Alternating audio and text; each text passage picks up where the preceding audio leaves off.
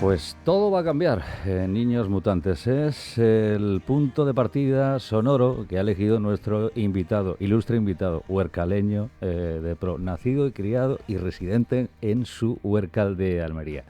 Algunos datos como tarjeta de presentación.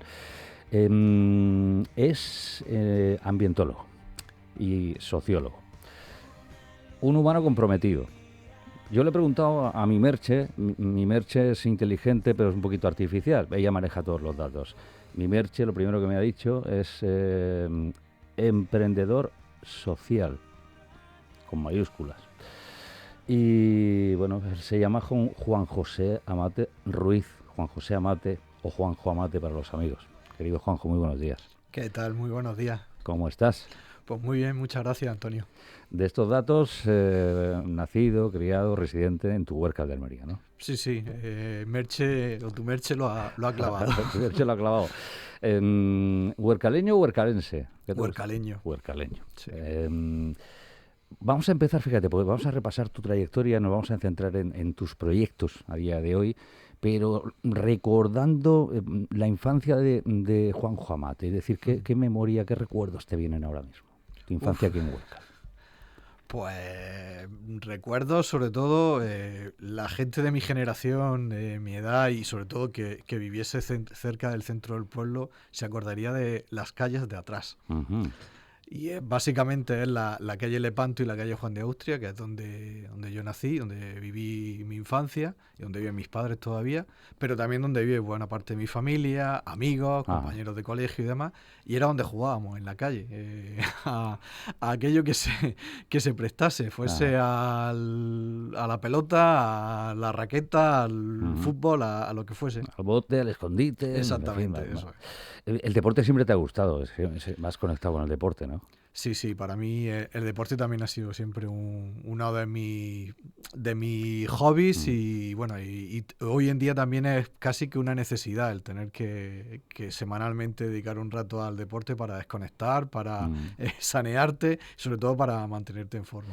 Y la bici, porque salvo que me falle la memoria, me puede fallar la memoria ahora, pues estoy muy mayor y tengo lagunas, ¿no? Pero yo te conozco pues en un programa deportivo que hacíamos en Candil, en la calle Ruiseñor, mítica instalación, año 96, 97 puede ser. Sí. El programa se llamaba Super Derby y te conozco a través de la bicicleta. Tú eras ciclista, pertenecías a nuestro club ciclista, si no me falla la memoria. Sí, pertenecía y pertenezco al club ciclista y efectivamente desde hace pues, ya muchísimos años, desde que era un crío, pues me gusta mucho la bicicleta y es uno de los principales deportes que practico y sí puedo decir que me siento ciclista. Se te daba bien y se te da bien. Se me daba bien, ya no se me da tan bien porque bueno, la bicicleta requiere mucho sacrificio, mucha dedicación, entrenar mucho y bueno, eso llega un momento en la vida pues no ha sido posible. Como estudiante, ¿cómo eras? ¿En la primaria, en la secundaria? No, ¿qué voy a decir? Pues se me da bastante bien, es decir, notaza. Muy aplicado, vamos. Sí, muy aplicado, muy responsable y bueno, siempre he tenido buenas notas. ¿En qué momento de tu vida, Juanjo, tienes clarísimo que quieres ser ambientólogo? Quieres dedicarte a todo lo que va unido, pues eso, a nuestro entorno, a nuestro planeta, a nuestro medio ambiente. Yo creo que de siempre. Es decir, hay veces que cuento una anécdota y es que creo que era en tercero o cuarto de EGB, nos hicieron hacer un trabajo en grupo y teníamos que darle un nombre al grupo. Y bueno, pues lo típico, en aquella época, para que tengáis una referencia, era cuando estaba en lo suyo la Quinta del Buitre. Entonces, bueno, pues los grupos en los que estábamos niños, pues principalmente eran referencias futbolísticas. Yo conseguí que mi grupo se llamase Félix Rodríguez de la Fuente. Y siempre he dicho que yo en mi cuarto nunca he tenido póster de ninguno futbolista, ni cantante, ni nada. Yo he tenido un cartel de un Pinsapo y otro de Félix Rodríguez de la Fuente. O sea que Bueno, no puedo decir desde qué momento, pero tenía claro que era una de mis pasiones. ¿qué pensaría a día de hoy en este planeta precisamente una figura eterna como Félix Rodríguez de la Fuente? Uf, pues mira, este año, hace unos meses, tuve la suerte de compartir un día con su hija, con Odil Rodríguez de la Fuente. Ujú, Y la verdad es que para mí encarnaba muy bien el legado de Félix en cuanto al compromiso, en cuanto a esos valores, pero actualizado al ujú, entorno que tenemos hoy. Y precisamente es a lo que ella se dedica, a sensibilizar, a concienciar y a poner en marcha proyectos de conservación de la naturaleza.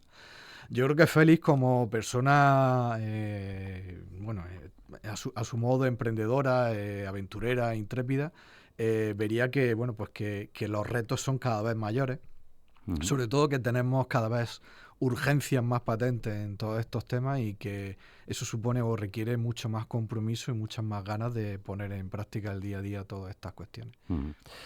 Abro un paréntesis porque te implicas también en la vida política de Hmm. tu pueblo, Huércal de Almería, participas Sí, sí. en primera persona, llegas a ser concejal y si no falla la memoria fuiste alcalde durante un tiempo, en No, no, funciones, bueno, alcalde en en funciones porque funciones. era primer teniente de alcalde y Jo- cuando tuve que por diversas claro. cuestiones, fuese de salud o fuese por otras, Ujú, que sustituir o cubrir a Maribel en ese caso. ujú. De aquella época, ¿con qué te quedas?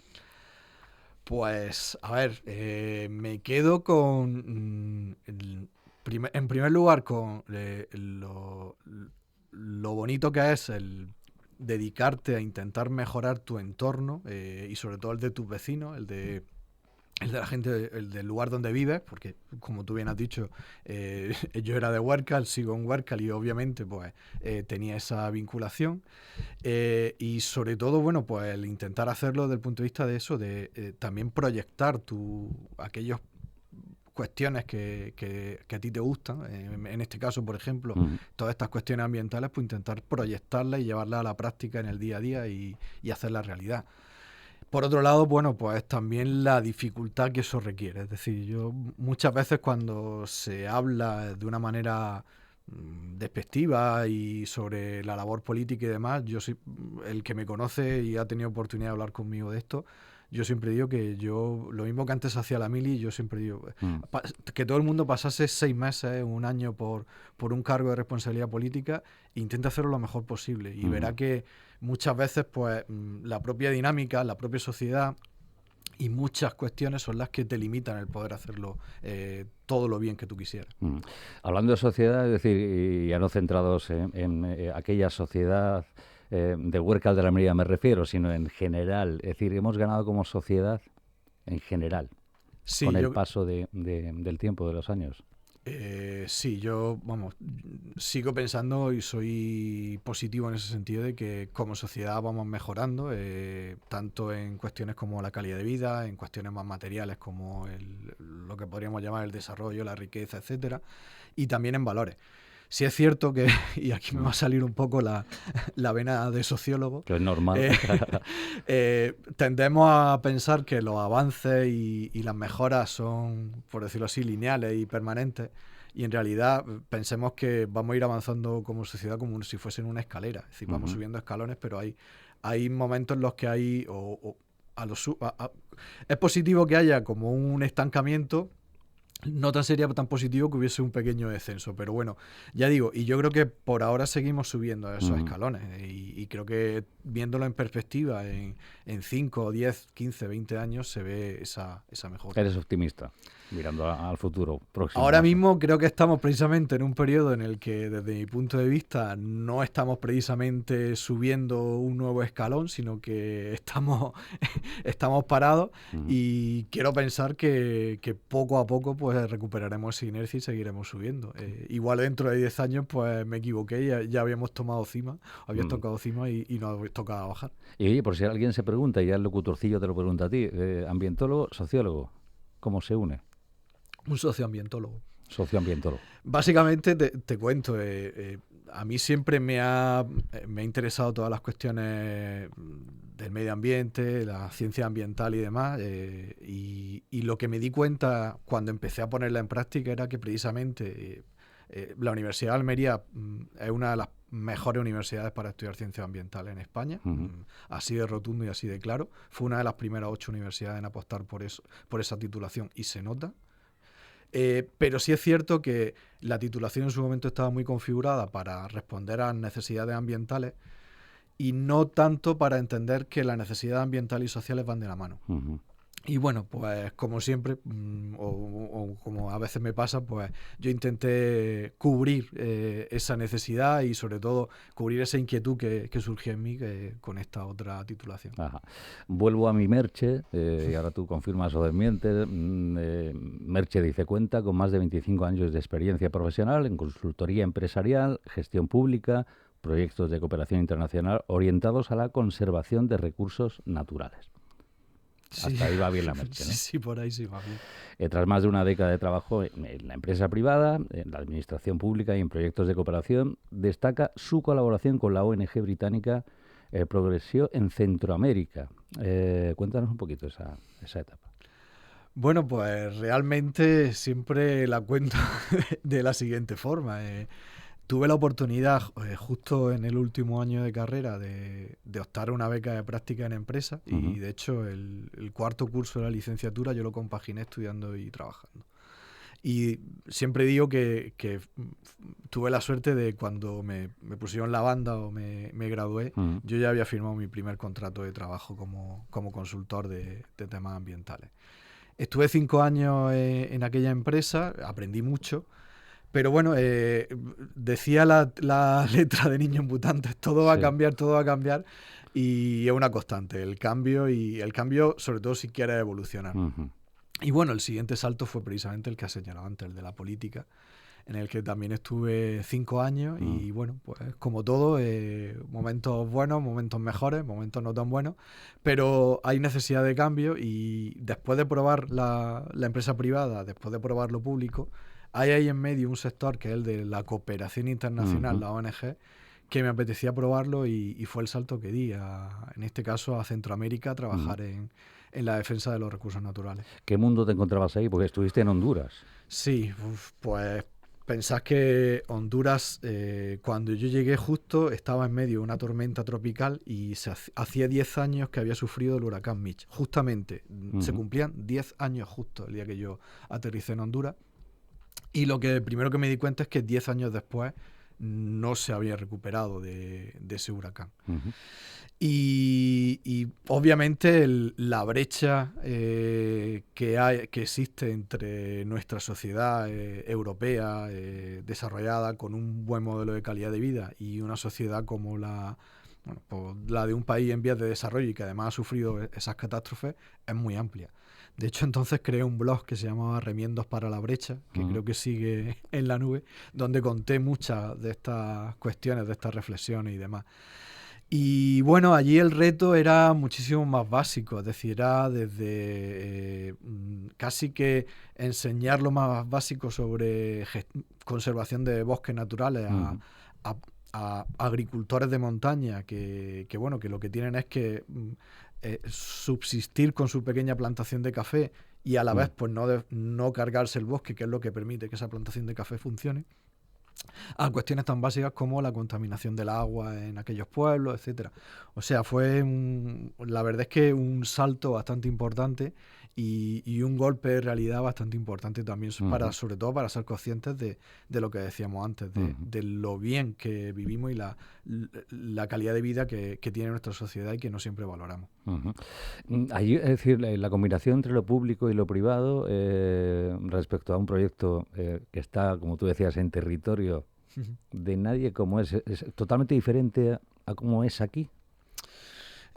A ver, la cooperación internacional es un instrumento que precisamente se crea por parte de los países desarrollados, es decir, en este caso España o Reino Unido, que era el proyecto en el que yo estaba, y precisamente es una de las formas de facilitar que esos otros países, pues bueno, vayan accediendo a conocimiento, a recursos, etcétera, que les permita ir avanzando. Ujú.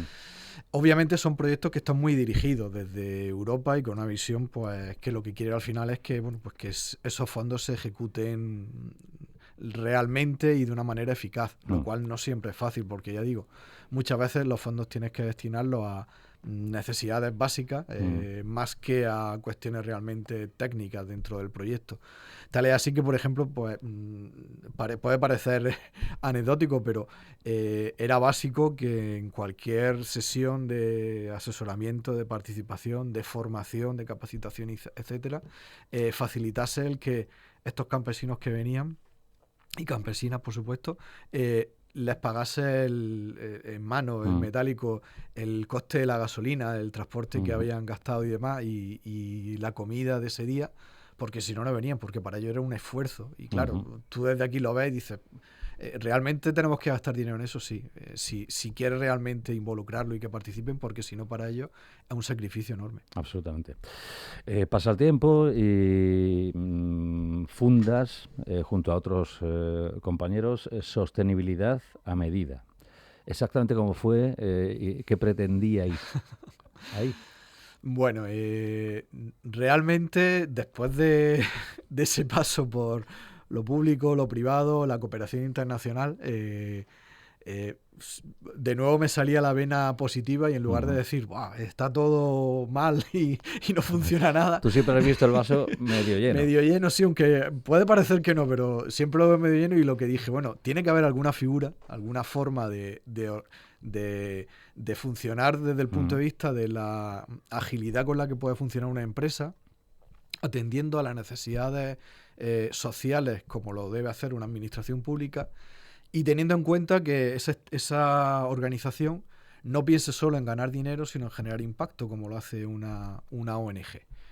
Y descubrí el modelo de la empresa social, un modelo que estaba en el germen entonces, sobre todo en Reino Unido. Y pensé, bueno, pues posiblemente si yo tuviese que fundar una empresa, sería bajo el modelo de la empresa social.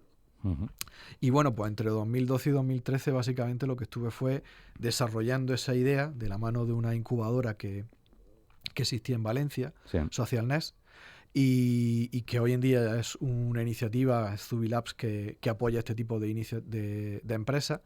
Y bueno, pues desde entonces, en estos 14 años ya, pues lo que hemos puesto en práctica es ese modelo de empresa con un enfoque social y con un modelo de consultoría que llamamos artesano, porque lo que queremos es precisamente involucrarnos en cada proyecto y generar el mayor impacto positivo que sea posible con el mismo. ¿Y a día de hoy en qué proyecto estás 100% centrado? Una de las cuestiones de la consultoría es que vas evolucionando y vas abordando muy diferentes proyectos de muy diferentes tipos. Por agruparlo como en tipologías de proyectos, pues ahora este año está empezando con varios proyectos relacionados sobre todo con cambio climático, tanto con estrategias de reducción de huella de carbono y descarbonización, como con toda la perspectiva de adaptación al cambio climático, que cada vez es más importante porque ya estamos llegando tarde en esa lucha contra el cambio climático. Y, por ejemplo, el año pasado he tenido la oportunidad de poner en marcha un proyecto justo en Almería, en el Cabo de Gata, para trabajar en la restauración y en la conservación de las praderas de Posidonia, de la mano de un grupo hostelero del Cabo de Gata, del grupo Confort y Sabor. Ajá. Y bueno, ha sido un proyecto en el que hemos creado, por decirlo así, una red de buceadores, cuidadores de la Posidonia oceánica. Y bueno, pues lo importante o lo positivo es que el proyecto va a seguir este año y además está teniendo apoyo externo y demás, lo cual, bueno, pues también... Es un muy buen indicativo. Exactamente, es Claro. una buena señal. Y además de eso, pues, bueno, tenemos una línea que llamamos reseteo urbano, que precisamente lo que estamos trabajando es, uno de mis socios en este caso es psicólogo ambiental, y abordar cómo rediseñar las ciudades desde esa perspectiva de que sean más humanas, más cercanas, más inclusivas y sobre todo mejor preparadas para que todos vivamos más confortablemente y mejor adaptados a todos estos retos ambientales. Psicólogo ambiental, Sí, me llama profundamente la atención. Igual sí, no sí. debería, ¿no? No, no, Pero, es curioso, es claro, decir, dentro de las diferentes ramas de la psicología hay una muy, muy pequeñita, que es la de ajá, la psicología ambiental, y precisamente, bueno, pues se trata de eso, de cómo abordar, porque buena parte de los impactos que generamos en nuestro día mm, a día vienen de nuestro comportamiento. claro, claro, ¿Por qué usamos coger el coche en vez de ir andando en bicicleta, o etcétera? ¿O por qué separamos o no los residuos en casa o utilizamos más eficientemente los recursos? Y al final son comportamientos y los comportamientos pueden mm, estar influidos por la psicología. O nuestra sea que conducta, está clarísimo, ¿no? eso es. Cuando escuchas, no sé, a algún gestor político, incluso pues a alguien con cierta entidad dentro de diferentes capas sociales, a nivel global, decir que lo del cambio climático es un mito, es decir, ¿qué piensa Juanjo Amate ahí? Bueno, yo Eh, creo que en primer lugar, primero, está demostrando su poca, no sé si cultura, pero conocimiento. Es decir, mm, está claro y existe conocimiento y sobre todo conocimiento de base científica que acredita que se está produciendo ese fenómeno del calentamiento global y de la mano de el cambio climático. Por otro lado, creo que muestra una postura bastante egoísta, porque el hecho de que a lo mejor en primera persona no le esté sufriendo o mm, crea que no le está sufriendo, no es óbice para que no sea consciente de que ya existen refugiados climáticos y ya existen grupos de población que lo están sufriendo más que otros. La pobreza energética es una realidad en España y en Europa, pero más allá de eso existen fenómenos como los que he comentado del Mitch y otros fenómenos asociados a fenómenos mm, meteorológicos extremos que hemos visto que se producen cada vez con más frecuencia y más virulencia. Y por tanto, pues creo que ahí también hay un cierto, o no sé si diría un grado de psicopatía, ujú. a pesar de ese conocimiento, apostar por no sé por qué intereses, por ese negacionismo del cambio Ujú. climático. Estoy pensando que un psicólogo ambiental tendría muchísimo trabajo con ciertos líderes mundiales a día de hoy, ¿eh?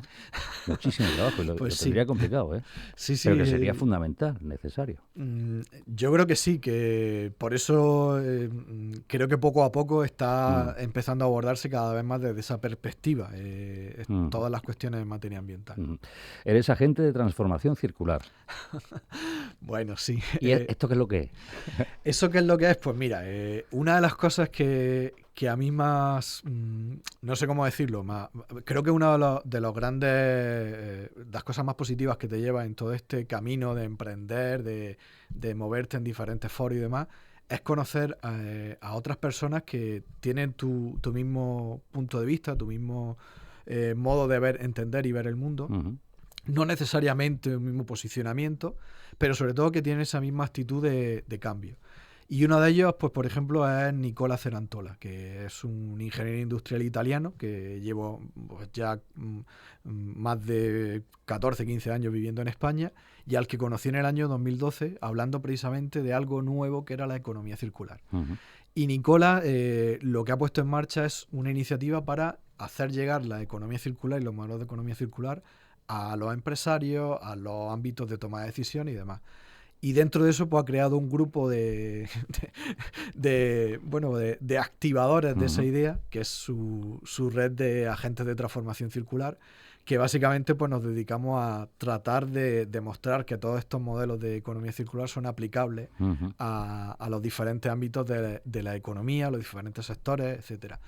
Y en mi caso, bueno, pues yo he tenido la oportunidad y tengo la oportunidad de aplicarlo en el sector agrícola en Almería. Ajá, directamente. ¿Y cómo está funcionando? Bueno, el sector agrícola de Almería poco a poco está avanzando en esos modelos. Sí es Mm, cierto que aún tiene un gran reto sobre la mesa, que es el uso del plástico. Eh, el plástico tiene cosas muy positivas en cuanto a la conservación de los alimentos, a la posibilidad o a cómo permite el que podamos transportar estas frutas y verduras y llevarlas hasta un lineal de un supermercado, pero también tiene otro tipo de problemas que son, bueno, pues que es un material que perdura, que ujú, no se degrada, que contamina, etcétera. Entonces, bueno, pues ese es uno de los grandes ámbitos en materia de economía circular, pero bueno, también tenemos el desperdicio alimentario, por supuesto la circularidad en el sector del agua, etcétera, Ujú. y posiblemente en el sector del agua es donde más y mejor lo está haciendo la agricultura de Almería. Ah, pero hay muchos frentes abiertos ahí, muchos Sí, frentes sí, sí. que Yo, coinciden. Mm, una de las cuestiones que vemos desde las ciencias ambientales en los últimos 5 años, sobre todo, es que hay muchísimos frentes por abrir, es decir, un potencial enorme ujú, y sobre todo un potencial que vemos que poco a poco se está haciendo realidad, es decir, que hay muchísimo por hacer y se están empezando a hacer cosas en todos estos ujú. ámbitos. Fuiste nombrado, y corrígeme si no es así, es decir, embajador del Pacto Climático Europeo en España. Bueno, sí, el Pacto Climático Europeo lleva en torno a 5 años. Bueno, te autopostulas, por decirlo así, Ujú, y lo que señala son diferentes embajadores ujú, que nos comprometemos, bueno, pues a darlo a conocer, a fomentar su aplicación, la aplicación de los compromisos del Pacto Climático Europeo. Y bueno, pues desde 2021, pues sí, formo parte de esa red ujú, de embajadores del Pacto Climático Europeo. ujú, Y allá donde puedo, pues hablo un poco de cambio climático, de la necesidad ujú. de tomar conciencia y sobre todo de que cada uno aportemos nuestro granito de arena desde los diferentes ámbitos. Ajá. Luego has recibido reconocimientos, premios que supongo que bueno motivan, son impulsos, ¿no? Tu proyecto, tu empresa. Tengo por aquí el B Corp en el año 2024. ¿Lo he dicho bien? Sí, ¿B Corp o B Corp? B Corp. B Bueno, Corp. es una sigla estadounidense, americana, anglosajona y por eso es B Corp. Ajá. Y antes en el 20 el premio Andalucía Emprende, Sí. en 2020. ¿Qué suponen estos premios, estos reconocimientos? Hombre, siempre son reconocimientos bueno, pues que de alguna forma te apuntalan o te dan a entender que estás yendo en la buena dirección, que sobre todo porque son premios que en este caso el premio Andalucía Emprende fue precisamente por el compromiso social y por la innovación. Y bueno, pues precisamente son algunos de los valores que siempre he querido trasladar a aquello que hago. Y en el caso de B Corp es como una certificación o un reconocimiento que se da a aquellas empresas que tienen un modelo de negocio que no está orientado solamente a ganar dinero, sino a generar impacto positivo en la sociedad. Ujú, Son en torno a 100 empresas en España, algo más ya, las que tienen ese reconocimiento. Y bueno, pues para nosotros fue un reconocimiento porque fuimos la primera empresa almeriense en tener B Corp. Actualmente solo hay dos, ujú. nosotros y Grupo Agroponiente lo tiene. Sí. Y bueno, pues lo que viene a avalar el hecho de que todo aquello, uno de los lemas o referencias que siempre tenemos en sostenibilidad a medida es que nos gusta contagiar desde el ejemplo. Es decir, no nos vemos dando recetas a nuestros potenciales clientes sin saber nosotros en primera persona cómo poner en práctica esas recetas. Claro. Entonces, el hecho de ser reconocidos como B Corp pues, viene a demostrar que es posible tener un modelo de negocio y que ese modelo de negocio genere algo más que dinero, empleo, riqueza, sino también un impacto positivo en la sociedad. Ah. Fundabas, es que tu trayectoria es extensísima, ¿eh? O sea, fundabas y presidías la Asociación de Licenciados en Ciencias Ambientales de Almería Ujú. y la Federación Andaluza de Ciencias Ambientales. Sí, eso fue, bueno, hace ya Dos responsabilidades más, ¿no? Eso. 20 años. Una de las cuestiones que he comentado antes, que Almería fue pionera en apostar por las ciencias ambientales, Ujú, el hecho de que fuese una titulación tan novedosa hizo que cuando los primeros licenciados salimos a la calle, al mundo laboral, estuviese todo por hacer. Es ujú. decir, literalmente ibas al INEM y en el listado de No titulaciones que figurabais. no figurábamos. Ujú, Y como eso, pues en todos los ámbitos. Entonces hubo que hacer muchísimo movimiento asociativo de licenciados y estudiantes de último año para empezar a ir consiguiendo ese reconocimiento. Y bueno, pues en mi caso, pues yo me impliqué tanto en la Asociación Provincial de Almería, que luego ujú, se articuló a través de la Federación Andaluza y que luego dio pie a una coordinadora estatal de ciencias ambientales durante aquellos años. ujú. Y a día de hoy, además de todo lo que estás compartiendo con nosotros, eres vicepresidente del Colegio Profesional de Ciencias Ambientales de Andalucía, del COAMBA. Sí, bueno, era un paso casi que obligado. Cuando en todos esos años íbamos precisamente a diferentes foros, a diferentes entidades, administraciones, a reivindicar cuestiones tan concretas relativo a la titulación de ciencias ambientales, a los ambientólogos. Muchas veces nos decían, bueno, pero ¿quién sois? Pues somos de la asociación X, de la federación. Bueno, pero ¿y no tenéis un colegio detrás que os respalde? Y siempre se nos orientaba a que creásemos un colegio profesional. Y bueno, pues obviamente los trámites son mucho más difíciles, más complejos, más farragosos, sí. Pero finalmente pues conseguimos poner en marcha el Colegio Profesional de Ambientólogos de Andalucía. Y bueno, pues desde hace algo más de 8 años pues formo parte de su junta directiva y en este caso soy también el representante del colegio en Almería. La siguiente pregunta es: ¿a qué dedicas tu tiempo libre? Si es que lo tienes.